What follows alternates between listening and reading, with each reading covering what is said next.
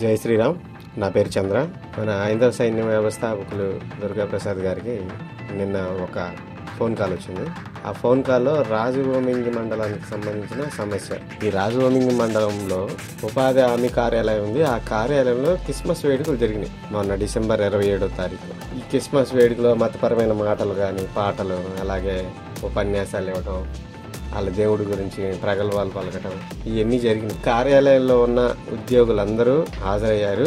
దాంతోపాటు ఎంపీడీఓ యాదగిరీశ్వరరావు గారు ముఖ్య అతిథిగా దానికి హాజరయ్యారు. ఇది గొప్ప విషయం. ఇప్పుడు ఎంపీడీఓ గారు మతపరమైన విషయాలు మన కార్యాలయంలో జరగకూడదు, ఇలా జరగటం చట్ట వ్యతిరేకమైన పనులు అని ఆయనే ఖండించాల్సిన పోయి ఆయనే ఆ కార్యక్రమానికి, ఆ క్రిస్మస్ కార్యక్రమానికి హాజరయ్యారు. ప్రభుత్వ హిందూ అని సర్టిఫికేట్ పెట్టుకొని ఉద్యోగాలు సంపాదించి క్రిస్టియానిటీ భుజాన్ని వేసుకొని మోసుకుంటూ పోతున్నారు. దాని తాలూకు వీడియోలు, ఫోటోలు, పేపర్ కటింగ్లు ఉన్నాయి మన వీడియోలో, ఒకసారి చూడండి.